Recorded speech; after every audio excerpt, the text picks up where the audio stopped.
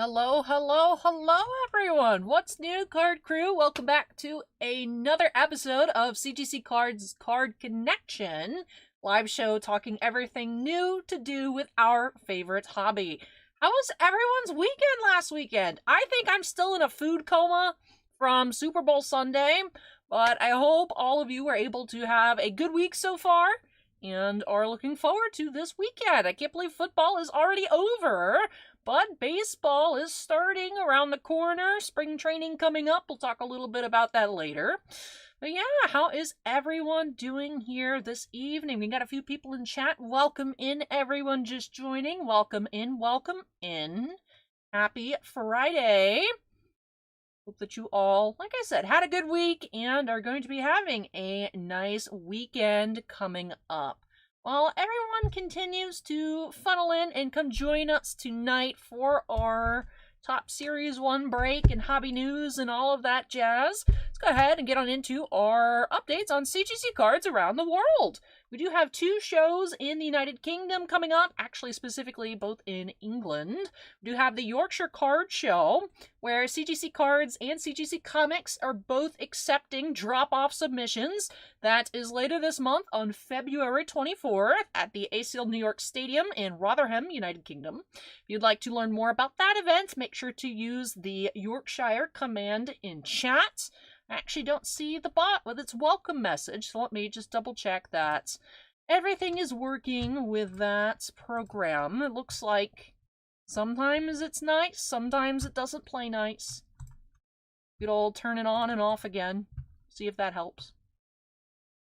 Alright, CloudBot, I believe in you. There you go. Alrighty.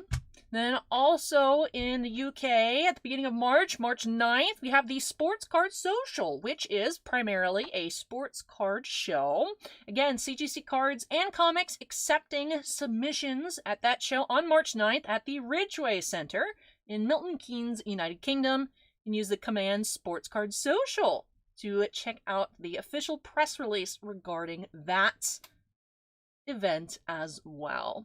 Then for our next United States domestic show, we do have the Chicago Sports Spectacular, March 15th through the 17th at the Donald E. Stevens Convention Center in Rosemont, Illinois, right outside of Chicago. That is where CGC companies will be accepting cards, comics, video games, and home video drop-off submissions.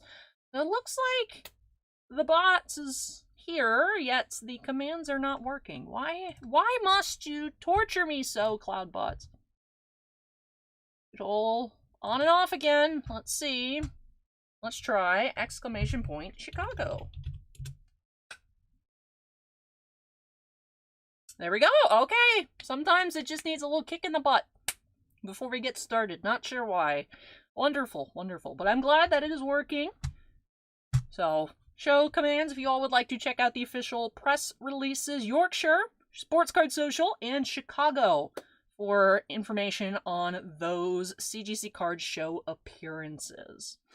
Then moving on into our news and announcements from this past week. We got a lot of different sports news, a little bit of TCG news, but first things first with CGC news. Of course, we are still running that coupon code Card Connection.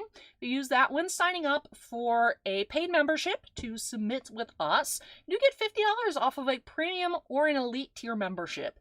Now with CGC Cards, you can have a completely free account to submit with us. However, having a premium or an elite tier membership does get you special bonuses, including annual grading credits, discount off of submission rates, and other things. So go ahead and take a look at that. Use exclamation point grading to learn more about grading with us here at CGC Cards. And like I said, coupon code Card Connection will get you $50 off a premium or elite membership for grading with us. And we do have a fun new article on the website using command exclamation point rookies. You can read an official CGC Cards article, that was weirdly phrased, but talking everything you need to know about the newest rookie cards. So Spring Training's official start is right around the corner, and of course Top Series 1 did come out this past Wednesday, February 14th. So if you love baseball, but maybe you're not up on prospects, up on which rookies to be looking out for this upcoming season, that is a wonderful resource to get in the know what kind of rookie cards exist in the set, who has autographs, and of course, some of the most sought-after players from the 2024 rookie class. Like I said, use Command Rookies to take a look at that article. For more baseball news, I know you all are excited to get into that Series 1 opening, but we still have the rest of our news to get on into. I thought it'd be great to go into some interesting MLB news that dropped earlier this week. Yesterday, February 15th, Commissioner Rob Manfred announced that he will be retiring from being the commissioner in January 2029 when his current term ends. During his announcement that he actually made in Tampa, Florida, Manfred stated that he hopes to have a process in place for the league to expand to 32 teams by the time his tenure ends. Now, when we think expansion in sports, at least for me, I think of hockey, the eternal debate as to whether the Nordiques are going to return, whether there's going to be a team put back into Atlanta, but I haven't really heard much discussion myself on expansion for MLB. So I'm curious, chat, where would you like to see a baseball team join the MLB? What city would you like to see represented in the league? I hadn't heard anything about expansion, so I thought that was a very interesting quote from him that I wanted to share with you all, because that news passed my radar until a couple hours ago. I didn't hear, so very interesting, I thought myself. Curious where you all would like to see expansion teams. And I know I mentioned talking hockey when thinking about expansion teams, and for some NHL news, Connor Bedard is back from injury. Came back about a week ahead of schedule. He made his return also yesterday on the 15th against the Pittsburgh Penguins. He did have a broken jaw on January 5th, suffered that against the New Jersey Devils, but as I said, returned, skated 21 minutes and 17 seconds, and did pick up 1 assist in the game. So back to baseball talk here. Looks like rooting for the return of the Expos. Zin saying a team in Mexico City would be interesting. Acorn stating Nashville or Charlotte and a West Coast team. But yeah, a lot of support. A couple people, Shannon and Gilles as well, rooting to bring back the Expos. Expos are now the Nationals, if I am of sound mind.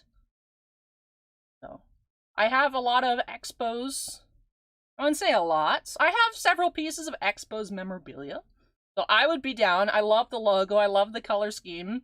Not sure where in Montreal there would be room for a baseball stadium, to be honest. But I'm sure if they really want it, they can make it happen somewhere.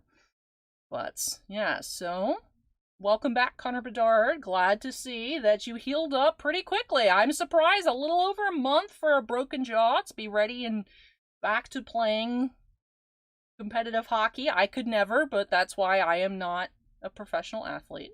But glad to see that he is better and back in action. Moving into more major sports news, going into the NBA here. Shaquille O'Neal had his jersey number retired by the Orlando Magic on Wednesday, February 14th. So congratulations to Shaq. Shaq, who has had many firsts of the Orlando Magic franchise, including their first overall draft pick, their first Rookie of the Year, is also their first player to have their jersey retired for that team. So this is actually the 3rd time Shaq has had his jersey retired, and is actually tied with 2 others, so a 3-way tie for having 3 jerseys retired. Also in that club include Wilt Chamberlain and Pete Maravich. The other teams that Shaquille O'Neal has had his jersey number retired with are the Lakers, had his number 34 retired there, and with the Heat, that was number 32. So congrats to Shaq. More Florida news. Orlando Magic. I didn't realize that the Orlando Magic had so many firsts with Shaquille O'Neal.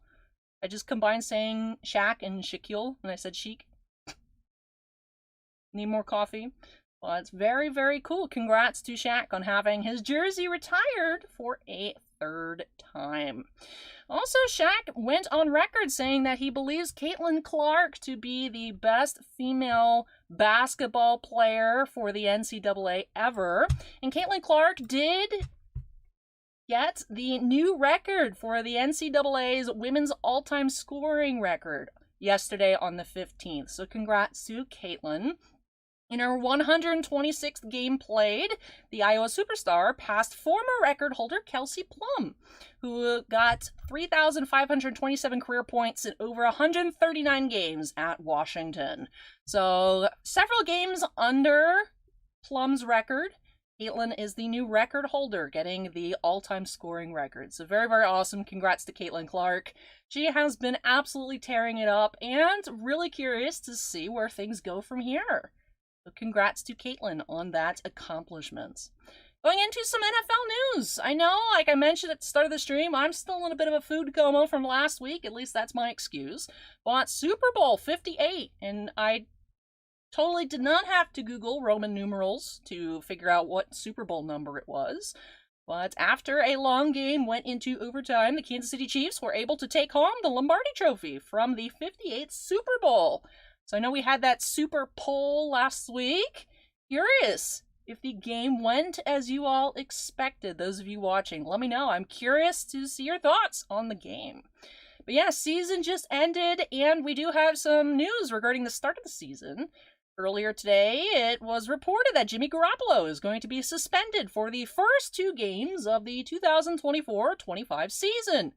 Was reportedly suspended for those 2 games for violating the NFL's performance-enhancing substances policy. He is not reportedly going to appeal the suspension, and like I said, will be missing the first 2 games of the upcoming season. So that is unfortunate to see.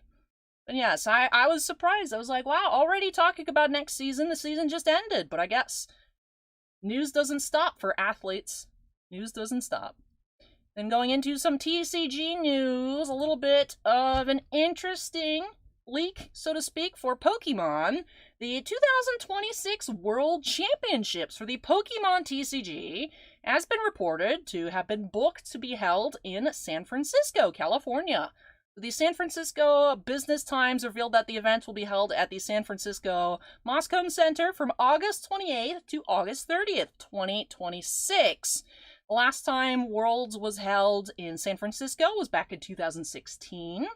And Worlds 2024 is taking place later this year in Hawaii. The date has not been officially revealed or accidentally spoiled by a convention center's website. And Worlds 2025 has not been announced yet either. Typically, the next year's championship location is revealed at the ending ceremony of the Worlds. So expecting to learn more about Worlds 2025 after Worlds 2024 has been completed. But yes, we can look forward to Worlds being in San Francisco in 2026. So I thought that was interesting to see. I'm wondering, Worlds has been held in Orlando, Florida before. I would love to go and spectate. I know there's regionals coming up in, I believe, April in Orlando. Would love to just see what it's like. I know that the lottery system to get into the Worlds merch store, to be a spectator, is quite difficult. Lots of people want to go watch the events and experience all the world-specific festivities. That would definitely be fun, so curious to see where Worlds is going to be held in 2025. Why schedule it so far in advance? To make sure that the location is available, and also that the Pokemon Company International has booked hotel rooms as well. As if you have a certain amount of championship points, I'm not quite sure on the threshold, but trainers that do have reached that threshold for points across the world do have complimentary travel to the event. So make sure that everything is available, all good to go. Pokemon apparently does schedule a couple years in advance. So, interesting to see that. Not quite news yet. We'll be talking more about it next week, but the next Lorcana booster set, Into the Inklands, does release next Friday. I'm particularly excited for that. Disney has been posting a lot of Lorcana spoilers on Instagram and their other social media through Ravensburger. So maybe we'll be able to open up some Lorcana next week for more TCG news. But talking about current new releases, this week did have, of course, the main event of Topps Series 1 Baseball, or Topps Baseball Series 1, depending on who you ask. On Wednesday, the 14th, we also had 2023-24 Panini Prism Premier League Soccer, and 2022-23 Upper Deck Clear Cut Hockey. Today, the 16th, newest Digimon trading card game booster sets, Exceed Apocalypse, released, and also 2023 Topps Formula 1 Chrome. The main release this week, of course, being Series 1 Baseball. And for our break tonight, we do have a special guest to give you all some more insight onto the rookies, who we're looking for, what makes Series 1 such a fun event, and also talk a little bit about their experience working for Topps in the past, looking at the baseball releases through different pair of eyes. Let's go ahead and head on over to our breaking area. Let me make sure our guest is ready. Let me check real quick. Make sure we are all good to go. Okay.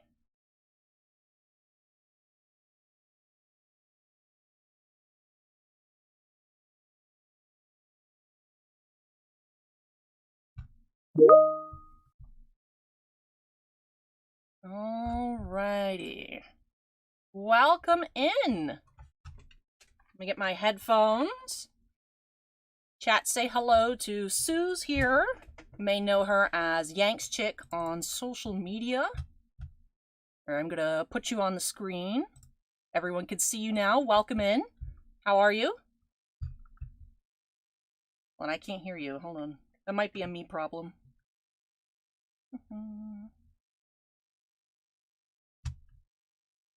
Alrighty.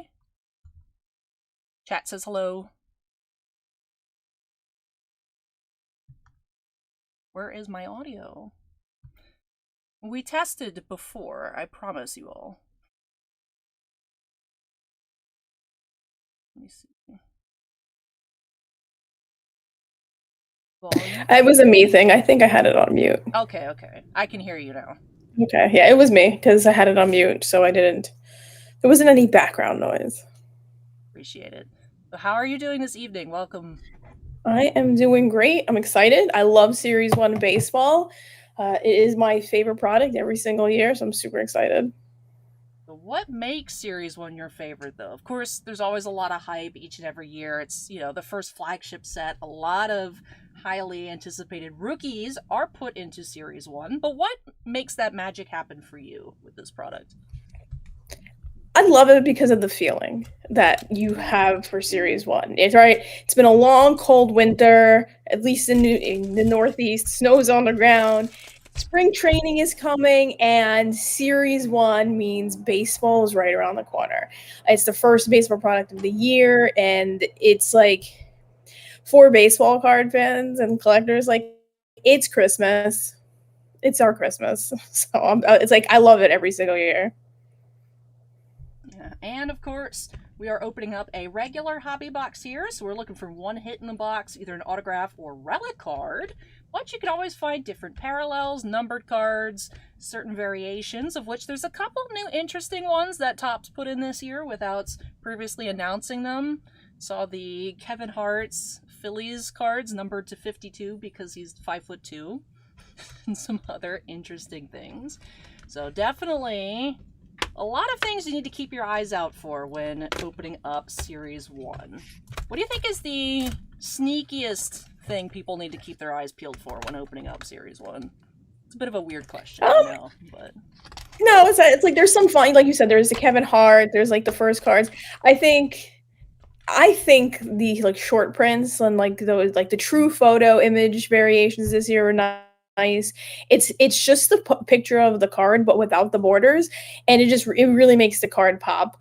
And then the gold SSPs, the super short prints, I love those cards as well. I like it because it's just a lot of imagery, and I love different pictures and how they have to find like really neat and unique pictures for those short prints. Yeah.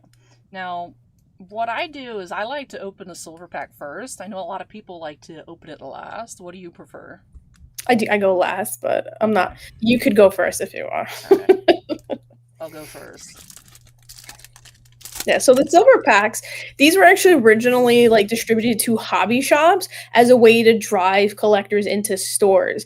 But like sometimes the packs didn't always make it into hands of collectors, so then they put them actually in the boxes as top. Like it's just another extra thing. This is cool. Corey Seager, World Series MVP. I really like the design on these Yeah. 35th inserts this year. Then learn about collecting in the hobby. Topps Rip takes you inside your favorite products in the wild, wonderful world of card collecting. I will say, I do enjoy reading the articles on the Topps Rip website. I didn't know about it until I was looking for sources to pull news together here for Card Connection, but I like that they put the advertisement in here in the silver pack just to let more people know about it. But very cool. We got 2 rookies in our silver pack. No color, but very neat. Yeah, it seems like the color is really tough to come by. I was watching a lot of breaks on YouTube, and I think the color was a little more rare this year than maybe previous years. All right, let's take a look at this year's base design. I didn't realize from the preview pictures how bright this was going to be, because of course Topps posted their previews on Instagram. I really like the metallic sheen of the blue and then the like neon lettering. I think that looks really cool, actually. Yeah, that what they did with like that extra foil hit is I love that. In hand, like these cards look so good because of that foil hit, the way it makes the neon portion of those cards like really stand out. It's very different from years past, and it's actually one thing I really love about flagship this year is that I can look at this 10 years from now and know that this was 2024 baseball. I am not good at like remembering like designs at all, and I've stared at posters that had the designs of Topps for a very long time, and there's very few that have stuck in my brain, and this is one of them. I like the Future Stars. That looks nice. So the team name up there, it's the Future Stars logo. Yeah, it's neat. I'm curious, chat's first impression of the base design. That says it looks cool. What has been your favorite base design for a Topps products in like past however many years? Yeah, I mean, my last favorite one I'd say was 2015. Like that one really stood out to me. I loved how like it changed with the team colors, the borders, and then I thought the parallels were so exceptional that year as well. So my last design where like really stood out to me that I could actually name is 2015. In between 2015 and 2024, I have a really hard time to tell you which year was what. I remember more so, I think, the short prints and variations than like the base designs off the top of my head. Like I remember one year where they just photoshopped certain players' heads like really large and the rest of the card. Oh yeah, I think exactly they put the like same. mascots on their heads. But there was like ones, like I remember seeing like a Mike Trout where his head is just really large. And stuff like that is fun. Although I don't know if people like really want to seek out those to collect, but I think having something super rare that's fun like that is pretty neat. Like the Kevin Hart card I think that's neat. I don't know how many people are going to want to put together that set, but like if I open one, it'd be like, oh, that's cool, that's funny. I like trying when companies try new things like that. I like Logan O'Hoppe. I hope he had a bad injury last year. I'm like, I hope he does okay now. So in terms of rookie collecting, who are the top 2 or 3 rookies we should be keeping an eye out for here? Because we're getting several. Yeah. Who's the cream of the crop? Yeah, Ellie De La Cruz is definitely number one. Like Ellie was like he electrified baseball last year, so he was definitely number one. And I was like, oh, backwards card, rainbow foil, not numbered. But. A little hard to see the base rainbow foil. Well, we know it's rainbow, but they don't. I don't know. To me, that doesn't stand out as much as other years, but I think it's just because the regular card seems so colorful. Yeah. So Ellie De La Cruz to me is like rookie number one. Like that's who people are chasing. Not so much base cards because like there's a bazillion base cards of these made, but Ellie's number one. Then you have the Yankees prospect Jason Dominguez. Even though he's having surgery and he's going to be out for pretty much most of the season, if not all of the season, he's still a kid. Like, he's still like a teenager. So people are definitely collecting his cards. And then like in a couple others that stood up, like Ronnie Mauricio, Marco Luciano, Colton Cowser, like that's a good rookie as well for the Orioles. So there's some really good names as far as rookies goes in this product. And then throughout 2024 as well. So this is like a really good idea to like who's coming in 2024 products that I'm like that you're gonna want to collect their cards for throughout the year. We have chat asking if Jackson Holliday's in this set. He's not. He hasn't been called up to Major League Baseball yet. That's a really neat picture. That is cool. So like what happens is unless a player's been called up to play with their team, you're not going to see them in a Topps product. They'll be in Bowman, but they won't be in Topps products until they're called up. And there's a lot more like behind the scenes rules that go into that. And I'm not going to, it's complicated at that point. But because Jackson Holliday didn't get called up last year, it's another good rookie, Henry Davis. He's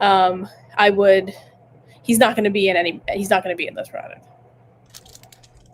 Do you have any top secret but not super top secret information you can share about what goes into creating Topps products? It's like that how you mentioned if they're not called up, they won't be in a regular Topps branded product. Any more interesting things like that? Would love to hear. I mean, generally in years past, the way it worked is, Series 1 comes out, you get to enjoy it for like a week, and then the brand team a week later is already working on next year's product. So it takes like about a year. It's about a year's time that they're working on 2025 Series 1 baseball. That's a nice card here, or is it red? A little hard for me to tell. The lighting on camera, I know it looks orange, but it is number 100 of 199, Jose Ramirez. We have Vlad Senior Expos chat. Where do you think expansion teams might land? In years past, I've heard people talk about like Vegas and Nashville. So those could be like two places you might see a baseball team if they do ever expand. I think the problem with expansion is that it just like waters down the pool, and not sure that there's enough really with a lot of teams at the bottom of like the standings every year. I just almost feel like there's just not enough players to go around on this elite level. But I'm also just some person behind a computer, so what do I know?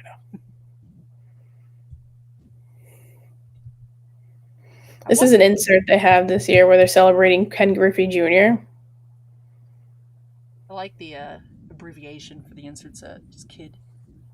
I like that. I'm glad you pointed that out. I was almost going to put that in the 35th anniversary file. Yeah, it's a little confusing because you'd be like, oh, another one of these. Nope, it's actually a celebration of the kid. It's a whole thing dedicated to Ken Griffey Jr.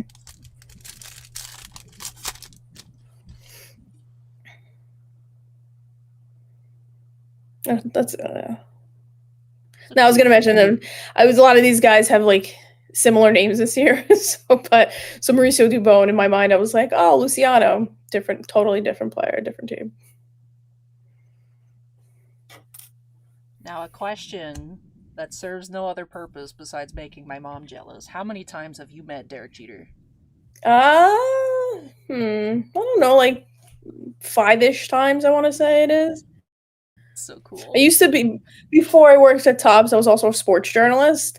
So I spent 15 years as a sports writer covering lots of different events. So like I've had opportunities through that to interview him as well. That's very cool. If you don't mind sharing, what was the most interesting interview with a player that you've had? I mean, I had some really nice conversations with players. Like, so I was in South Jersey at the time, so I was covering the Phillies. So I got to actually cover the Phillies when the Yankees beat them in the World Series. Also covered the Phillies when they won the World Series. However, I like to think about when the Yankees beat them in the World Series because I love the Yankees. So all that was just really neat. One interview that actually sticks out to me. Oh my gosh, why is his name escaping me at this moment in time? He was on the Phillies, but he actually played for the Mariners.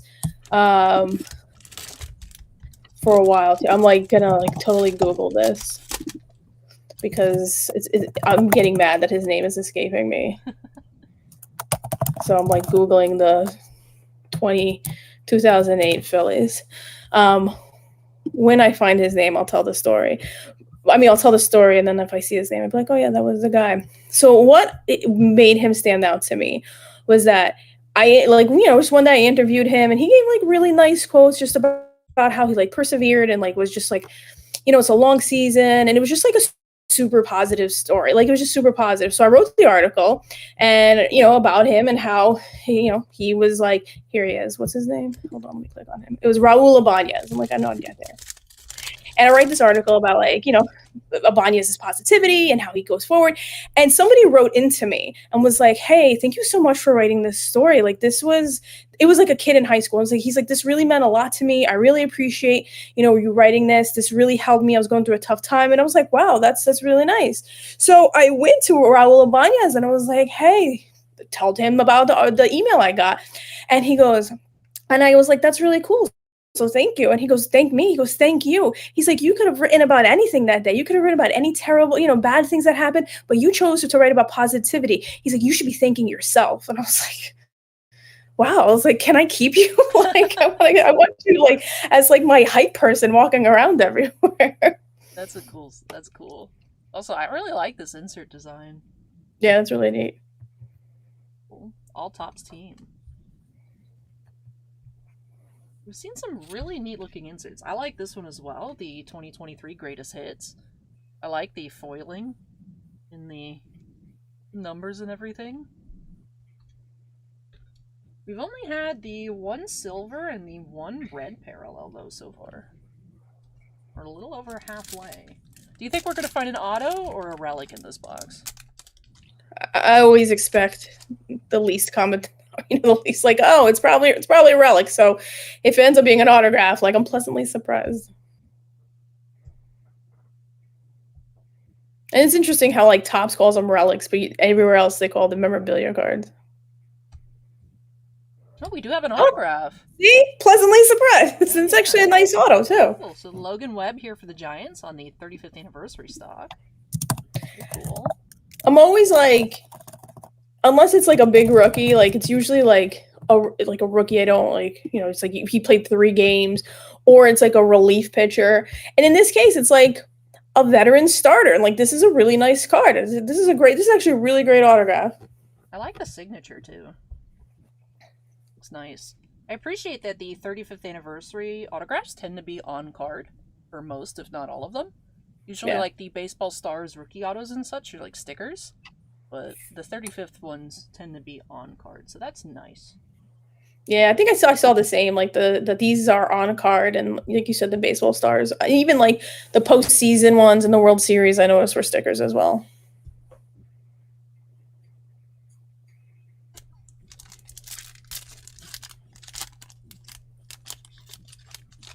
For on-card versus sticker autos,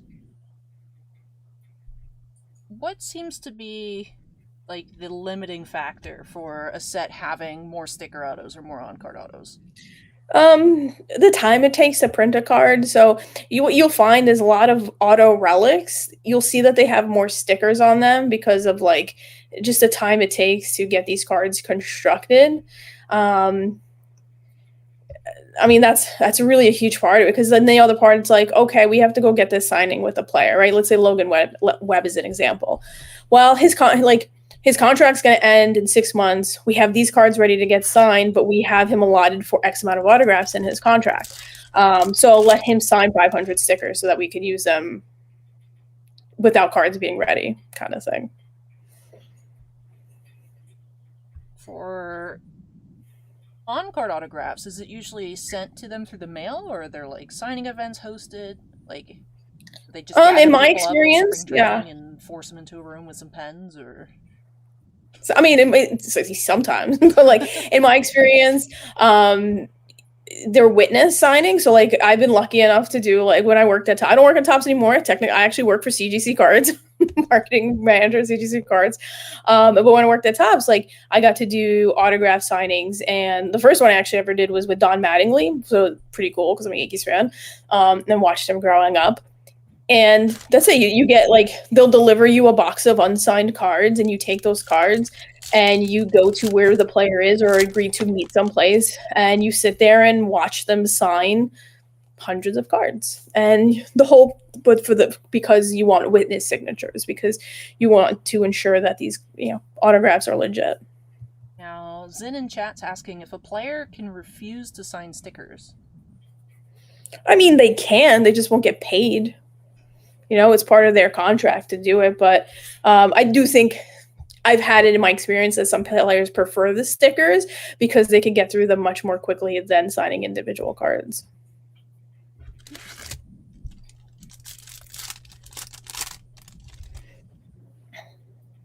How much in a signing session do they usually complete?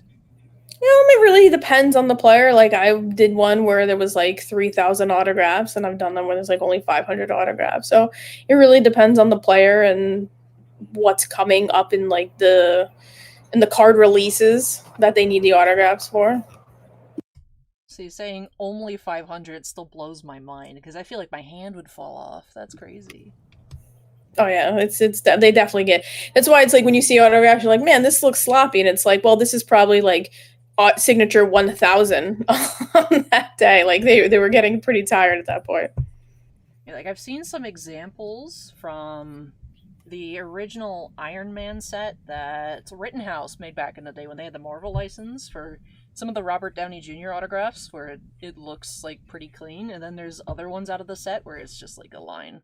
And it's like, oh, that was one of the last ones that was signed. Yeah, I can't probably imagine like that was at the tail end of that signing. 3,000, that's insane. I could see why someone would prefer to sign 3,000 stickers over 3,000 on-card autos, though. Just go down the sheet. Yeah, exactly. Like it's just faster. We have a really large pile of rookies here so far. Yeah, there's a lot. There's 65 rookies in the product this year. See, this is a great rookie. Like I'd sleeve that bad boy up. So, like Jason Dominguez rookies, people are going to be, going after his cards this year. I remember hunting for him in Bowman a couple years ago, and I did pull actually out of Draft Picks Chronicles Origins from Panini. I pulled a Dominguez auto several years ago, and nice. That's the only like fancy Dominguez card I've pulled so far. I don't think I've pulled any. I don't think I have any of his autographs.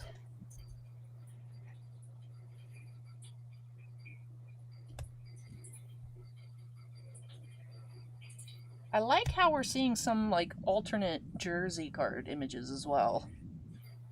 Yeah, really I think there might even be a City Connect like relic set. That would be cool. Here's another fun rookie, Christian Encarnacion Strand. Yeah. He'd be like in my like top 10 pile of rookies.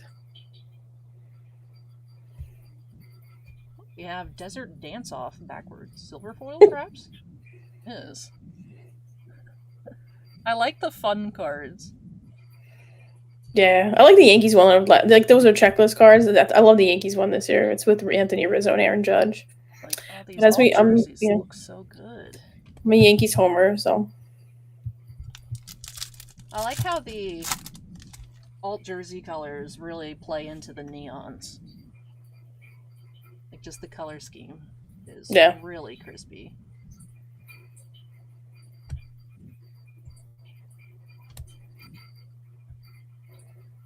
We do have. No, I was gonna say no Kevin Hart on that Kyle Schwarber card. Just checking. No, he's not hanging out on the corner. This design is really nice. Yeah, those blueprint cards are cool. That is really neat. They've been done a few times over the years by like different companies, but they always look good. I like them. I'm curious. I don't think this would be a blue parallel. I think the background's just blue, if I had to guess. Yeah, that's the way that card looks. Oh, there's a Luciano there. I would put him in the top rookie pile. The sleeve pile? Yeah. All right, last pack. Let's get some last pack magic here. We've only had one numbered card so far. Our 2 silver foils. It's pretty standard to just get 2 in a box. I need more baseball cards. Oh, that's a good. You may put him in the sleeve pile as well. Evan Carter. Nice. Yeah. Yeah, it's funny. He came up super late last year, like super duper late, and was in the World Series and was catalyst for the Rangers win the World Series last year. So he didn't even have a chance to even have cards, and there's just not a lot of him out there. So it's a cool card for him. Yeah, so just the one numbered parallel in the box, but we did get an auto. So I'd still say solid box overall.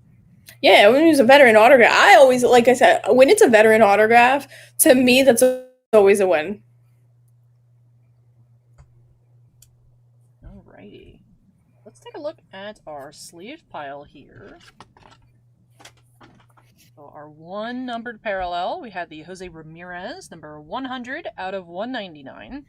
Yeah, now, one of the top players in baseball, too. So that's, like, you really, honestly, he's probably like a top 15, top 10 player in baseball. Now, I'm wondering, based on, I don't know if I just look at too many cards, but the font used for the number stamping here is normally the ones I feel like they use on the cards printed in Italy. Do we know where these cards were printed? It's like the I don't know where they were printed, but it's definitely it's a different foil stamp than they've used before, especially on Series 1. This is the font we normally see on the Formula 1 products. This is the only reason why it stands out to me, because I always like how crispy those cards are. This quality control looks really good. I know there was concern with the black border on these cards, you know, especially if there's any kind of edge wear, it'd be very noticeable, but I'm thinking I haven't seen many issues at all with these, so it looks really nice. I'm not good at eyeballing centering, but in terms of like edges and things like that, these are looking really nice. Luciano rookie, Carter rookie, and Dominguez. And of course, our Logan Webb autograph on card 35th anniversary. So that is the 1989 design. I like on some of the. Sorry, no, on some of there was an error on some of the. Look at the silver packs. What does the silver pack say on the stamp? It says T80 on the front side of the card, like the 30. Like what years are on the 35th anniversary there? Oh yeah, it says 1988. Yeah, and this is 88 to like 2023 or something. Yep. Mess that one up. I think the autographs are correct, but the base cards are not. Interesting catch there. I hadn't investigated that closely. But what I was going to say before you pointed out that, which was really cool, is I like how the 35th anniversary introduces like me to older baseball sets, and I get to appreciate not only like the new cards but also the retro designs. Which of course Heritage is for that as well, but I like it in bite size. Well, what is interesting is I was at Topps when they started the 35th anniversary type of thing, and the reason for it was people like me. These were the cards like we were collecting when we started collecting as kids. So it was a way to drop a little bit of nostalgia inside the product and sort of connect the older cards from when you were collecting to like the current cards. Yeah, I like how, like I said, it introduces me, and also as now I know a lot of people are taking steps to make it so that kids can get back into sports cards again. And so being able to introduce those younger audiences to older cards for more of like, I would say, a bonding experience for families to like talk about cards, I think is really neat. Yeah, and I'm excited for Heritage this year because Heritage is a 1975 design, which is a lot of fun, a lot of colors. Like it's kind of almost a nice complement to like Series 1 baseball this year with like all the different colors that are there. Cool. Now, what is your favorite insert design that we saw here? I think the blueprints for me. I like the blueprints. I think those are the nicest ones. I like those. Nice home run. I think there's a Jeter. Yeah. Yeah, nice Ohtani. It's very fun. Very fun. I want to open more. I feel like one box was not enough. That's how they get you, though. Yeah. Never escape. Baseball's back, and you can never escape it. I love it. That's what I love about Series 1. Like, it's just a lot of fun. I'm not, it's like I open Series 1. I'm not in it for like, oh, I'm going to get this huge hit and I want to, get a crazy one. Like, I know I'm not getting those cards. Like, I'm not even thinking about that. But for me, it's just a lot of fun to open, just to go through it, see the pictures, see the new designs, and just like really enjoy it and start building that excitement up for baseball season. For sure. But yeah, that was a lot of fun. Thank you so much for joining us here. Really appreciate you taking the time to come hang out, chat baseball with us. And if people want to have you impart more Jeter knowledge and baseball stuff upon them, where can they find you? Yeah, you can find me at Yankschick, Yanxchick. It was a cool way to spell Yanks when, back in my 20s. Not so much anymore because people are like, what does Yanix mean? I'm like, oh, that's terrible. But it's at Yankschick on pretty much every social channel there is. Right, awesome. Thank you so much again for coming out. Really appreciate you joining us and hope that you have a wonderful weekend. Awesome. You too. Thanks. Bye. Bye. Right, chat. How did you like Series 1 Baseball? I really like the design. As I mentioned, card quality control does look really nice. It was a little nerve-wracking seeing them debut that black and white design, as colored borders really can bring attention to any sorts of imperfections. But looking really clean, and I really like that extra shiny foil around for that neon lights effect. I think it looks really cool. I am loving the colors. Loving the colors. 89 design was cool, fun opening. Base design is great. Hey, thank you so much, chat, for the feedback. Love checking out new products with you all and seeing what you all have to say. Nice top set, as always.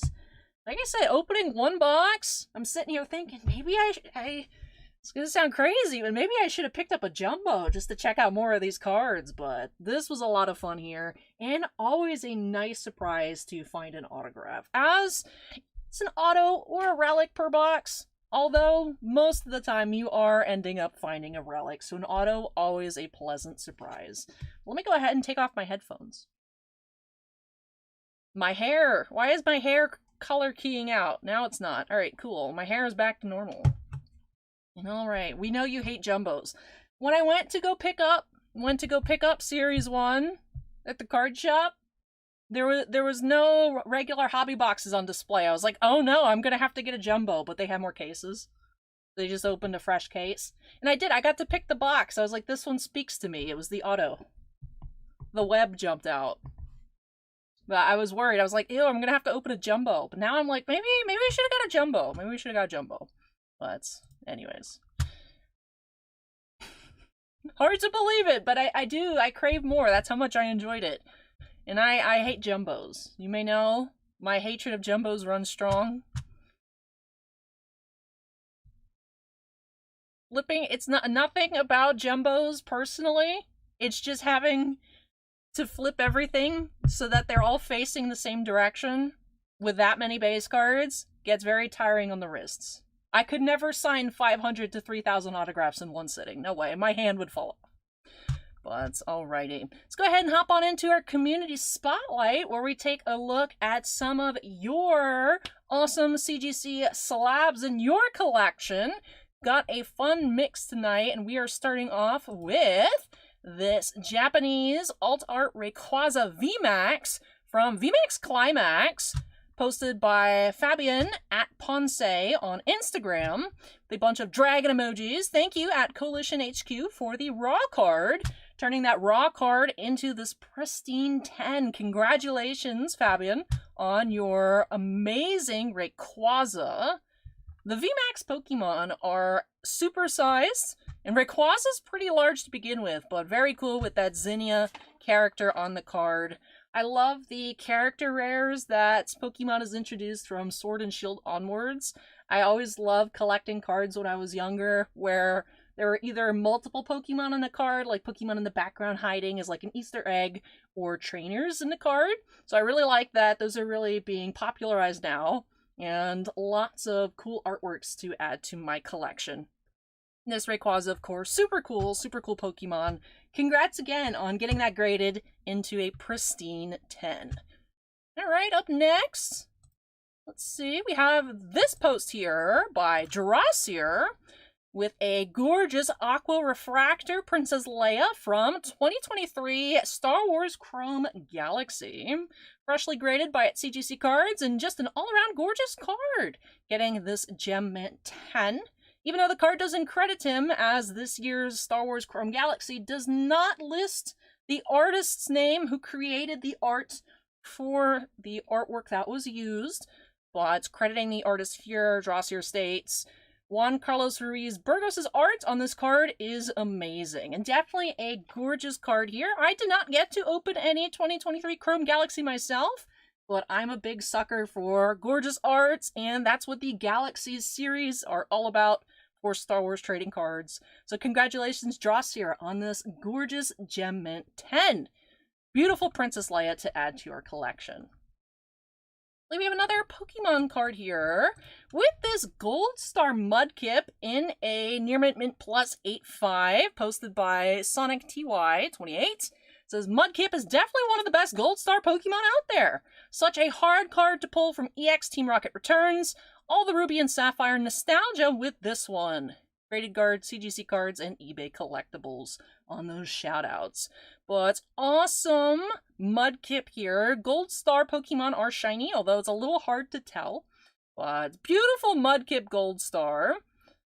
Gold Stars are something I'm interested to see if we would ever have that return to the Pokemon TCG.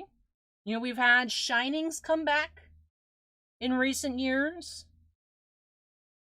Would we ever see Gold Stars return? Maybe, I'm curious, but gorgeous 8.5, incredibly hard to pull on those Gold Star cards. Congrats on that Near Mint Plus grade. And then, alrighty, our fourth Community Spotlight feature of the night goes to, I think, one of our first Magic Gathering cards we've seen on the Community Spotlights here by PokeJeff9 at CollectorJeff9 on Instagram. Jeff pulled this neon yellow Mana Crypt from a pack, currently a pop 3 in a pristine 10. So the Mana Crypt card, the special gas Mana Crypts from the Jurassic Park collaboration set. Lost Caverns of Ixalan. The collector boosters, you could pull the neon cards, Mana Crypt, and another card having 4 different color variations, each of which incredibly hard to pull. Very awesome Mana Crypt here with the neon yellow border around all of the assorted text box.